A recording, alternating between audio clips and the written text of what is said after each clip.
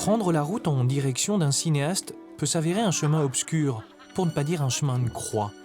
Celle qui mène au réalisateur polonais Andrzej Szulawski se révèle être un parcours chahuté par une personnalité bouillonnante, brutale et inspirée.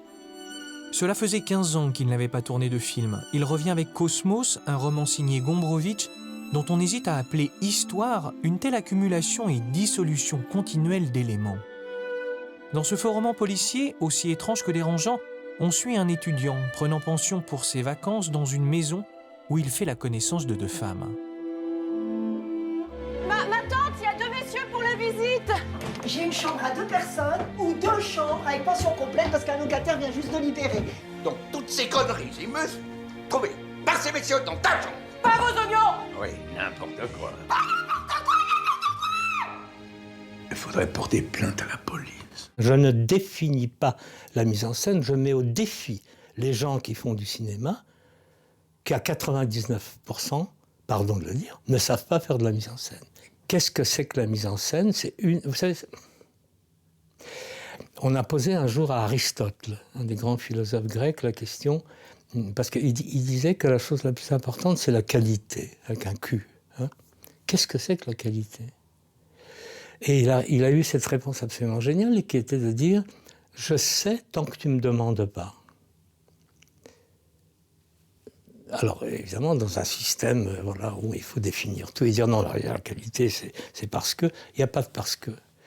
La qualité au cinéma, c'est-à-dire la mise en scène, puisque je fais l'amalgame, hein, au cinéma, c'est parfois des acteurs transcendants, extraordinaires.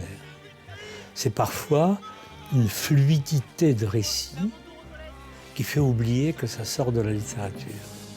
C'est parfois une brutalité qui vous rappelle à la réalité du monde à laquelle le cinéma s'affronte. Ça va mieux, ma poupée. La foi. 15 minutes d'infini gratos dans une vie où rien n'est gratis. Donc il n'y a pas de définition simple. Je dirais, si j'ose, que la mise en scène au cinéma, c'est un œil ouvert et très... Comment appeler ça? Mise en école par la technique. Donc que le son des cloches. Scolarisé par la technique. Un film sublime, Marina Vladi. C'était pas Marina Vladi. J'étais surpris que vous disiez que les cadres du film sont beaux. On n'a jamais cherché à qu'ils soient beaux. On a cherché à qu'ils soient les plus fonctionnels et les plus directs possibles. En d'autres mots, je ne mettrais jamais une caméra là-bas. Je la mettrais là. Parce que le propos, ce n'est pas la distance entre nous. Le propos, c'est un bonhomme polonais d'un certain âge, qui est véhément par moments, et je vous en demande pardon, qui raconte sa salade. Et où est-ce qu'on la voit le mieux, sa salade?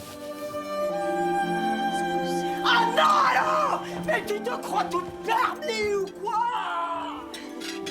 Cinéaste de l'affrontement et des cassures, Szulawski n'en est pas moins un excellent directeur d'acteurs. Chez lui, ils sont comme nulle part ailleurs. On découvre ici un Jean-François Balmer inouï, en personnage dadaïste, rêveur, faisant table rase de toute convention.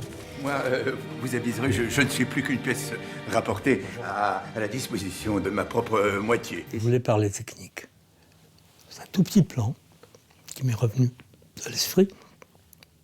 Il demande à la jeune fille, Victoria Guerra, qu'elle lui jette le feu pour allumer sa cigarette. Elle lui jette un briquet à travers la table. Le briquet, il le loupe et le briquet tombe. Alors normalement, on dit couper, on recommence. Pas du tout. Pourquoi? Parce que quand le briquet tombe, comme ça, que fait Jean-François Balmer? Il fait... Et ça, je ne peux pas le faire. Ça, je ne peux pas le mettre en scène. Ça, c'est de l'actorat pur. Et donc, au contraire de dire couper, je garde. Et ce sont donc ces moments, si vous voulez, où vous donnez la liberté à l'acteur de enfin sortir cette chose inattendue qui était tout le temps en lui, que ce soit petit, un briquet, un machin, ou grand, le chant de la fin, qui est quand même épique. Ce sont ce que j'appelle les moments où le metteur en scène est sans doute le plus heureux, parce que l'acteur est le plus heureux. Toujours galant! Voilà.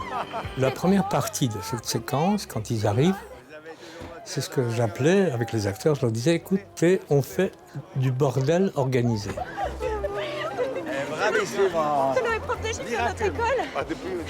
Ils savent tous ce qu'ils font, ils savent tous à qui ils s'adressent, ils savent tous ce qu'ils disent, et ils sont libres dans un espace, au milieu, pour le faire entre eux. Parce que, en termes de dramaturgie, si vous voulez, ça n'a aucune importance. C'est de voir, ah oui, bonjour, on se rencontre, c'est bien, c'est l'été, c'est un truc de vacances. Hein? Ensuite, de là, les deux jeunes filles partent.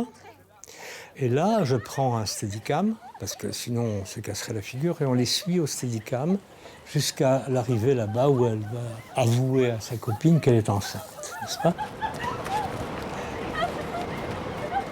Alors comment déboucher sur cette immensité de la mer autrement qu'en dynamique? Je ne sais pas. C'est la seule façon que j'entrevois. Et donc on l'a fait.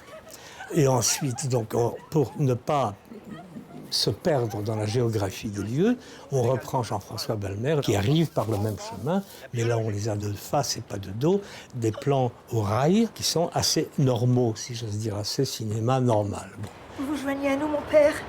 La technique, c'est génial.